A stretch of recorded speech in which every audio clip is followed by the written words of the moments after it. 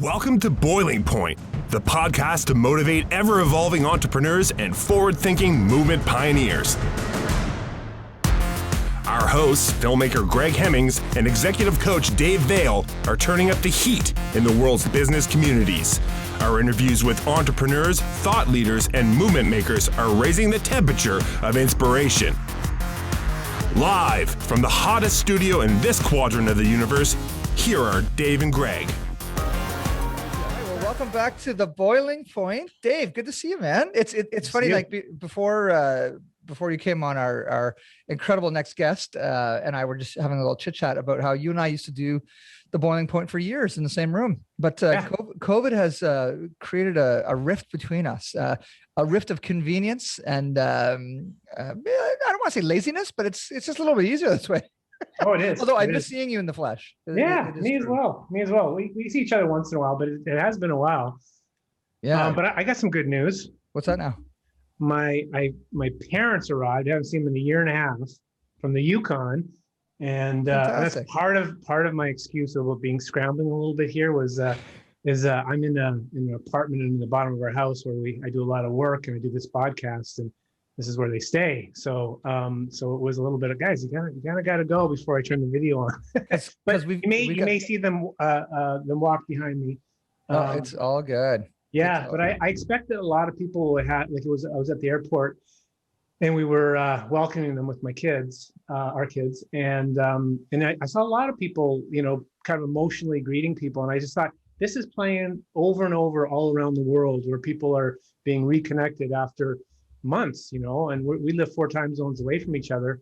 But in a way, nothing's changed, but lots has too, right? So, my gosh, yeah, no, that's a really interesting experience. Especially, I haven't been to an airport in a year and a half, so maybe when you and I see each other next, it'll be just as emotional. I hope. Yes. Speaking of each other more, I've seen you more than I've seen my parents in the last year and a half. Okay, score 1 for Greg. So speaking of reconnection, I've been reunited with a good old friend of mine, Katrina. I always say German, but she's probably going to correct me by saying German or German or something like that. But Katrina and I go back to some really cool conferences, sustainable brands in San Diego and San Francisco. And to be honest with you, I don't know how we met. We might have met at the little tiki bar, or maybe Jerry Pond introduced us. I can't even remember, but we will find out in a moment. And Katrina is rocking it with inspiring women in entrepreneurship, and specifically women getting access to venture capital. So really exciting stuff going on. And I'm totally stoked to get an update. And the cool thing about, bringing in old friends is, we're just about to start giving each other our updates, but I mean, it's better just press record and make a podcast out of it, right? So Katrina, welcome to the Boiling Point podcast. It's been a long time. It's so good to see you. I am as emotional as Dave was at the airport to see your beautiful face here on the Boiling Point. Oh, I'm so pleased to be here. I just love connecting with you, and I'm really excited to just have a conversation, and we'll share it with everybody. I love it. That's great. Okay, well, first question. Did I pronounce your name wrong? Nope, you got it right. Katrina, simple German. Yeah, just like the nationality. So last week, another friend of mine who I've met recently, I totally butchered their name on the podcast. It was Jimmy, and don't even ask me to say his last name right now.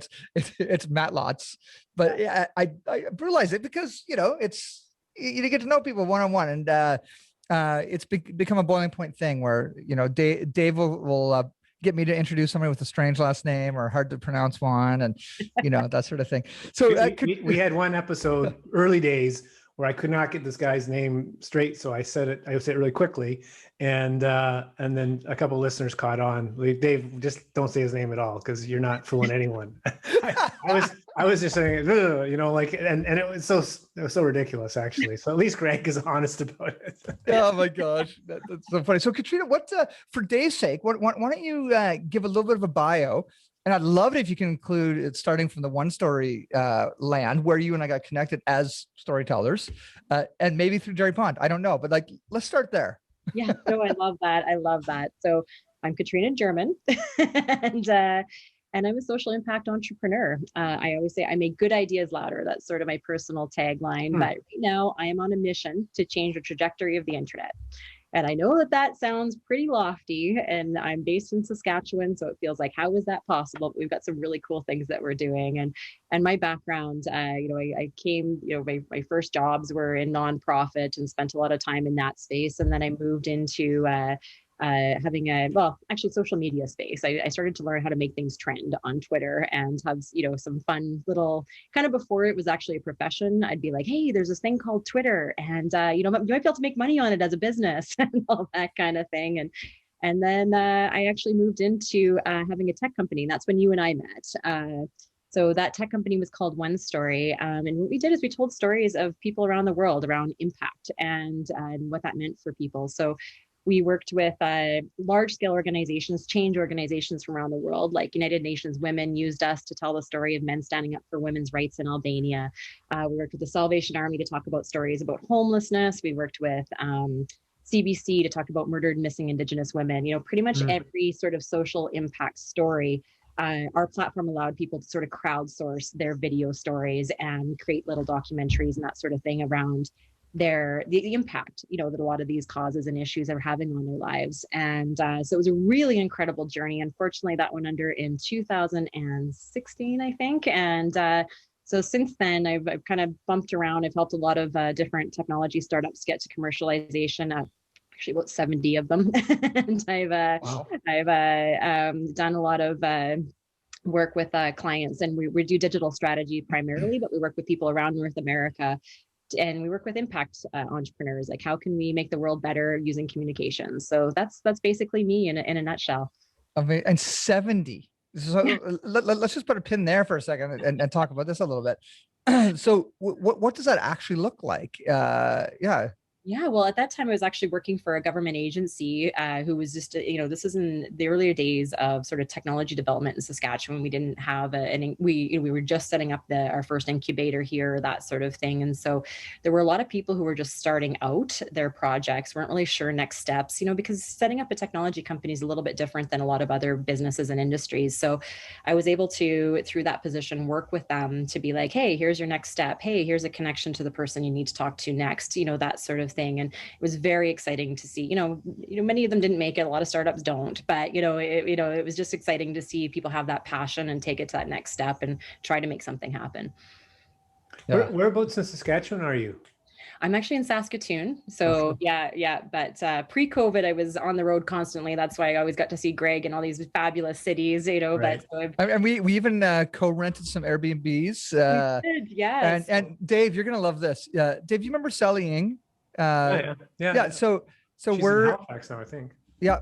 I think so. And we were in San Francisco and there's one of these beautiful Airbnbs, like probably like a $10 million house, who knows? But I showed up late, like a day late or something. And I come in, there's Katrina and then my colleague, John. And I put a Facebook thing out or something that I'm here. And then Sally sends me a note, say, I'm in San Francisco too. So she comes over and we had a glass of wine. It was all nice. And then Katrina, take the story over from there. Well, I was actually at the G20 summit for entrepreneurship for the YEA summit, young entrepreneurs. I don't qualify for that anymore, but I was there in Berlin, and there was about 15 Canadian delegates there, and we're all hanging out and chit-chatting with this lady, having a great time. I couldn't shake the feeling I knew her. And sure enough, we drilled down and that was Sally. So we ended up, just having this full connection point. So we were in Berlin hanging out, talking about Greg and how much we miss that guy. That's hilarious. This is why I love having people like you on the podcast, because it makes me feel so good and warm and wanted. And that's good. That's a good thing. The other good thing is that what you want to do to support women in in VCs and that's really tell us more about what's kind of lit that passion within you and what does that look like and anything about like any way you could educate us, because I have a sense that there might be some inequality there, but I don't know it to be honest. Absolutely. So maybe I'll start by telling you a little bit more about ethical digital and then how that sort of fits in. Sure. So basically, I was doing a lot of digital strategy. I just, it sort of fell into it. I kept getting clients. The next thing I knew, I was developing a business. And so as I was doing that, especially, when all the end of, Trump and masks versus anti-masks, like the internet was a pretty yucky place. People were not treating each other very properly. And this is an area that I've been actually quite concerned about for a while, about how our digital media is actually influencing us, our democracy, our well-being. And so I had this feeling, I was just like, oh man, like, are we going to be the next smoking company? Because I have like digital strategy and, putting this out. And I just needed to explore it and understand it a little bit better. So at this point too, the social dilemma came out, and, I've been talking and writing about these types of topics for a long time, but actually having that platform where a lot of people from the public were suddenly understanding some of the issues that were coming out from these technology platforms, it suddenly made the things I was talking about not be like totally crazy. It was suddenly like, no, I have some baseline information. I get this now, what you're talking about. So I'm like, now's the time. So we launched the Ethical Digital Initiative in January. And the whole idea behind it is, again, we want to change that trajectory of the internet. So like, again, I know it sounds crazy, but we have a whole bunch of initiatives and we're just getting started to really take that direction. So one of them is the idea around venture capital, and venture capital actually funds the internet. So all the big companies, when you hear they do these multi-million dollar raises, that's coming from venture capital and an angel investment, and there's whole structures there. But anyway, the venture capital piece is really important. However, and estimates vary. There's only about 13% of women involved in venture capital who are actually making decisions. And we know that for a culture to shift, it has to get to at least about 30%. And then the culture shifts and things kind of happen differently. And like tends to invest in like, right? You kind of like, if you're like, hey, I know, this guy's talking about, some sort of project that's, with some sort of, maybe I'm generalizing here, but some sort of sport that you maybe know about, you might be like, hey, I know about this, I'm willing to invest in it. But a lot of, for example, like women tech founders, we actually have really low, there's only about 5% of women who are tech founders in Canada, by the way. So that also needs to increase. If tech is going to be the future of all industries, we need all people involved in creating that technology. So that's another area we're working on. But in the meantime, coming back to the funding of things, we want more women involved in venture capital so that we can just see what happens in terms of what types of projects they fund and what that has for an impact on the internet going forward. So yeah, we're actually working with a great, awesome venture capitalist from San Francisco. His name is Neil Dempsey. He's incredibly passionate about this topic, getting more women onto boards, into venture capital, into different places. And so we're working with him to do a massive research project around it, as well as what I call big action. What can we actually do to make these changes and get people committing to making these changes? So is ethical digital like a nonprofit or an association, or is this the business, Katrina? Actually, it's the business. Awesome. We're running Awesome. just a social enterprise, because we do have that business line in terms of what we're doing. Like digital strategy is our core part of our business, but we're like, hey, we want to not just do our core part, we want to do more. We want to understand this space and actually influence it. I was just going to say, like, I mean, it's interesting how you described the trajectory of like, kind of interest and knowledge and using the social dilemma and that sort of thing. And maybe I just feel like the topic's been out there for quite a while, like you said. Like I know sounds like you've been writing about it and researching it.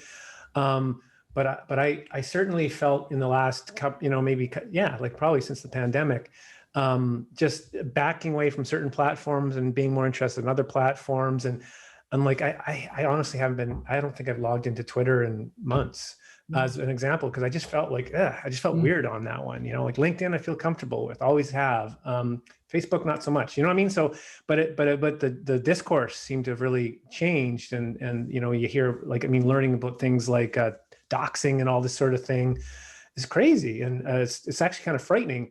And what I found really interesting, Katrina, is as someone who's not super high technical and not really comfortable with digital platforms, but also trying to help my kids navigate this world, like a teenager, 14, almost 15, and a 11, almost 12-year-old, and it's been challenging because we didn't grow up with it. In some ways, I find they're a lot more sophisticated than we are, and knowledgeable. But I think I'm just curious what you think about that topic, about this, kind of how this is forming, kind of what is, the importance of connection, but also what kind of the dark side of it as well. Is that making sense? Am I Completely. Yeah, no, I get exactly what you're talking about. I have 2 teenagers as well, and I actually get asked this question pretty regularly. Oh, do So you? Okay. yeah, one of our other projects that, we're doing is actually around this idea of social media and well-being. So we've worked with the University of Saskatchewan to create one of the largest databases of academic research around social media and well-being. Like, how does it affect sleep? How does it affect self-esteem, anxiety, depression, different age groups, different platforms, how do they affect you? So that's, part of some of our initiatives that we're doing going forward too. And a big part of that is realizing that even our generation is affected differently than our teenagers, just because, we actually remember a world where the internet wasn't there. We have an entire line of information and things that we've grown up with. Whereas a lot of our teenagers, not all of them, but a lot of them, it's completely ingrained in their experience of growing up. And so that can have really positive things if you have a great positive community online, or if you even have like sort of predisposition to anxiety or depression, it can actually enhance that. So there's a lot of different studies that are showing these pieces.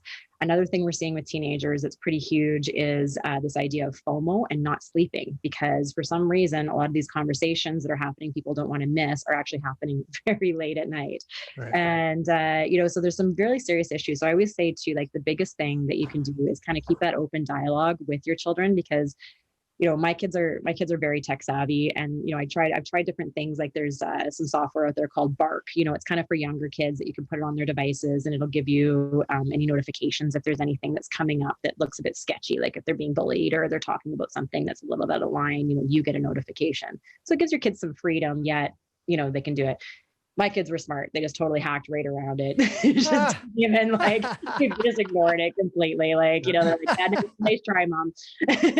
and Dave, that's what Dave, because Dave's kids are brilliant. And Liam in particular is like he could code circles around Dave, just in yeah. And it's funny too, because oftentimes I see Dave frustrated because he's got these really nice microphones and stuff for the podcast, but is it you that steals his microphone, or vice versa? No, he's stealing in gaming, and and then the internet gets really bad when we're doing the podcast because Liam's gaming so hard. Like right now as an example, like he's in the next room playing games. To his credit, he was up and he exercised and he was out with my parents and playing tennis and all stuff, so it's fine. But I'm like, after these internet battles all the time, these Wi-Fi battles, and all this crazy stuff. But I'm just and you know what? I'm really like, and to bring the male female thing, a couple things. One is he was on a TV show called Canada's Smartest Person Junior, and he's one of the smartest kids in all of Canada. So love it. I don't know. He certainly did well, and it was a fun experience, and it was fun for the family and for him, and it was generally very positive. But what was interesting was there was some haters out there, that would tear these kids down for no apparent reason, at least from my perspective, because they're always really nice kids that are just, trying to be, win this TV game show, right? Which is, it's not exactly, it's entertainment, right? Let's just put it that way. So, but what it was interesting to listen to him is I said, are you okay? Because he's got this bright red hair and, it could be a target for certain things, right? And he was like, well, Dad, if you're going to be famous, I mean, you're going to have some haters. That's the way it goes. Nice. Like, just rolled with it. Like, and I was like, are you sure? And he was like, yeah, like he's almost like it was a badge of honor, right? For him. Yeah. And then, but what was interesting, Katrina, is my daughter, we have kind of a different level of scrutiny around, like, so she, and I don't think she'd mind this. Well, she probably wouldn't be crazy about me sharing this, but she sent this really silly picture to her friends and made it her profile picture of her sticking her tongue out. And it was innocent as all get out. But, a couple of the other mothers said, you should be careful of this picture and, what it suggests. And it was the most awkward conversation and sad conversation to have with your child, to try to explain to her this. And I mean, you must be running across this in some of the research, but it was just, for me, I was just like, how brutal is this? Like, and yet I'm not having the same conversation with my son, right? About like, what kind of a profile. That's a good point, Dave. Yeah, absolutely. No, and I think like that's just the nature of it too, right? If you think about growing up, probably in our generation, there was probably still that, you'd be like, hey, giving different advice to a young woman compared to a young man, but now there's that extra layer where, if I made a mistake, when I was a teenager, my family, maybe my community would know about it. Here, you make a mistake, you do something, you put something out, and, if you have enough followers, there's always going to be someone who's offended, always, and so it's just one of those things where, there is that constant, it just takes that layer of pressure around this from both the parenting side and the child side to that extra level. But I think ultimately, I don't think it's going to be going away. So I think it's, it's one of those things where, they have to be learning these skills as they're moving forward, and how to be dealing with this. As you mentioned, there's a lot of bad things, about the internet, but there's also a lot of good things about the internet. We want our kids to experience the good things, the education, the connection points. My son taught himself how to, mine cryptocurrency, through online. And who's paying for the energy bill? Yeah, no, exactly. I know. Tell me about it. Yeah. Hopefully you're getting paid in Bitcoin. Yeah. Yeah. Hey, hold on here. I should be negotiating that deal a little bit better. But yeah, so anyway, there's good things about the education and all that kind of stuff, but exactly what you're saying. And, my kids, even though we've been talking about this since they were little, they've screwed up quite a few times, in terms of just putting things that are, well, frankly, inappropriate online and things like that. But it's just, every time those things happen, it's almost the same as parenting in other times, where it's just it's a learning experience. Now, unfortunately, sometimes the consequences of this can be a lot deeper than we'd ever want or even understand the experience of. But hopefully most of the transgressions are going to be fairly light and a learning experience. So Katrina, that's really interesting. We're talking about parenting right now and kids online and how that impacts your business with Ethical Digital. Are you working with clients to help them figure out how they should show up in a way that's not going to cause damage? Or I'm curious about what the profile of your client would be. Who's coming to you with what type of challenges? Absolutely. So, again, we're just getting started with this area. So we haven't quite moved into the what can we do about the kids section, but it was definitely on our roadmap. But we're mostly working right now is with a lot of businesses who just want to do better, as I mentioned. So we call them leaders in innovation. So it's a lot of people who are supporting technology, whether it's venture capitalists or government agencies, things like that. Or we have some tech startups who are working with. And essentially, that is exactly what we're doing is we're like, hey, we now know the impact of the type of content that we're putting out. We can do better. And so, that's our baseline is we're creating the content and doing that type of work for people that they're, actually contributing to the internet, but also seeing results for their businesses. Oh. And that's important. It's I never think it has to be either or. I think it should be and. and so I think that's just a lesson and a message that can be learned. So we're actually developing a training for all marketing professionals, whether they're internal in businesses or they're a marketing agency or a freelancer, to basically learn from this baseline information. And so we're aiming to launch that in January 2022. But the idea is that we want this to be something that's really impactful for people, where they understand the impact of what they're doing and making a commitment to trying to put out even better content to make the world a better place. I always say there's entire troll farms out there of people who are just trying to take people down and feel terrible. What if you had all the average people out there who just want to make the internet a better place, bonding together to share good information and really lift that space? Then I think we're going to have a bit of power there. I love this, Katrina. And for me, my understanding is your potential client base could be global, right? Absolutely, yeah. Yeah, we're in a big expansion zone. Yeah, I want to have some significant impact, so we're growing our business so that we can actually be able to service that impact. That's wicked. So, what's the best way for people to get a hold of you and also read your words as well? And we didn't even talk about the book. Yes. Let's talk about the book. Listen, we always like to ask our guests, how can people further research? But if you've got a book, this is probably the best time. Have you written another book, Katrina, or is this your first book? Or it is, actually it's my second book. I wrote quite a few years ago. Yeah. But before everybody else self-published. But anyway, this time, this one's called Action Tracking, and it's Master Your Digital Marketing Strategy in Under 30 Days.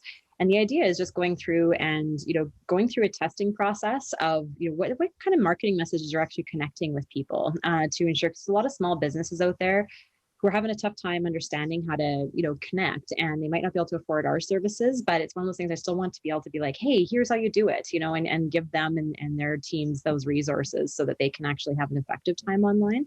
Cool. So so that's basically the book Action Tracking. But yeah, if people want to find me, they can find me at katrinagerman.com or at ethicaldigital.ca.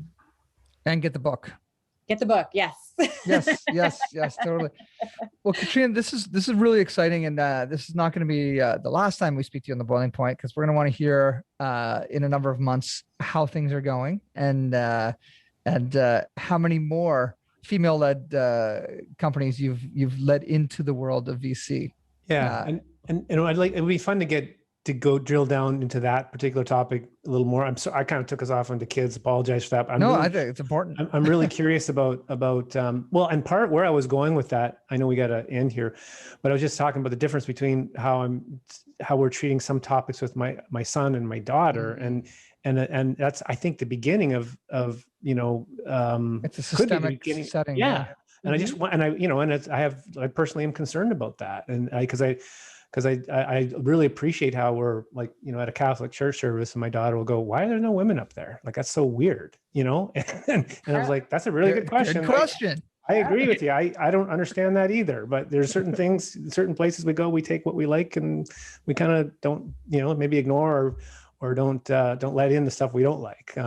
So there's a real, that's a really great question for a young person to be asking. So I just want to make sure we continue that, and you can do anything you want to do. And so I'd love to get into that a little bit further at some point.